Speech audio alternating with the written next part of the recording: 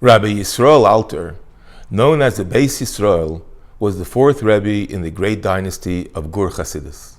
He was one of the leading figures in Israel after the Holocaust, and he was known for his sharp wit and dedication to extreme truth. One time, there was a Gerrer Chossid who was going on a business trip from Israel to Germany. Before he left, he went to receive a blessing from the Beis Yisrael. During the audience, the Beis Yisrael asked the Chossid if he could please do him a favor.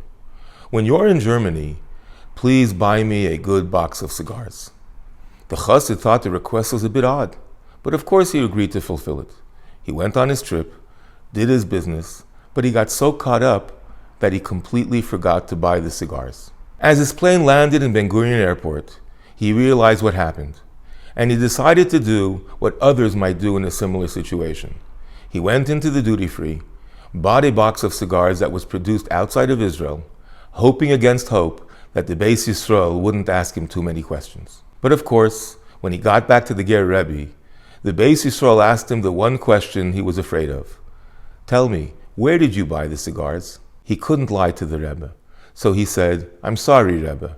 I was so busy in Germany that I forgot to buy the cigars. But don't worry, they told me that these are just as good as the best German cigars. So the Beis Yisrael looked sharply at the Chossid, and in his classic style he told him, do you think I need cigars from Germany? I don't even smoke. What I really wanted was that when you're traveling in Germany, you should remember that you have a Rebbe in Yerushalayim. It's no big deal to remember me when you're here in Israel. The challenge is to remember me when we're distant from each other. This week, we read the last two portions of Sefer Shmos, Vaykahel-Pekudei, where the Jews actually build the Mishkan, the home for Hashem. In the final passages, the Torah tells us, Vayechase onanes oyel moyed, uchvoid Hashem moleyes hamishkan. And the cloud of glory covered the tent of meeting, and God's glory rested on the Mishkan. But instead of finishing on this high note, the Torah adds some more information. The cloud of the divine presence always rested on the Mishkan, and only when it lifted would the Jews continue their journey in the desert. It seems anticlimactic. Why talk about the journey now?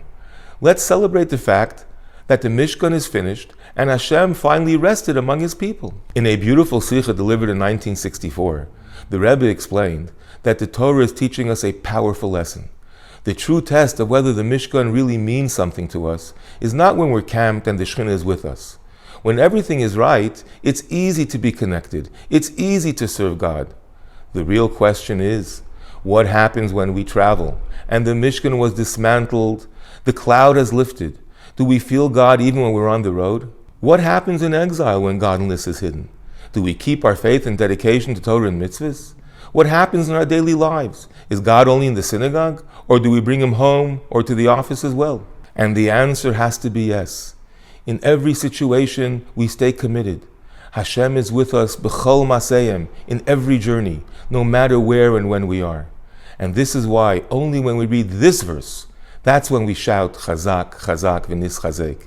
Because the ultimate display of Jewish strength is when we find Hashem in every single part of our lives.